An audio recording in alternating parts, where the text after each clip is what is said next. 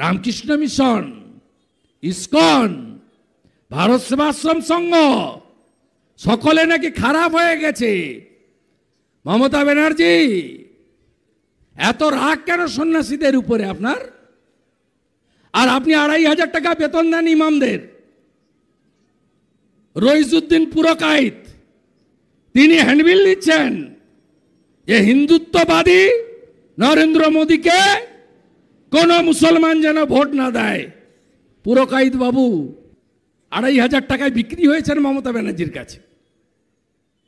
পুরকাইত বাবু যেদিন রামপুরহাটের বকটুইতে ৭ জন মুসলমান মহিলাকে পুড়িয়েছিল, ইমাম বাবু কোথায় ছিলেন? যেদিন আমতাতে আনিস খানকে ৩ তলার ছাদ থেকে ঠেলে ফেলে দিয়েছিল, ইমাম বাবু কোথায় ছিলেন? যেদিন ফুরপুরা পীরপুরা দরবার শরীফের পীর সাহেব নওশাদ সিদ্দিকের টুপি ধরে ওদের মমতার পুলিশ টানছিল, কোথায় ছিলেন?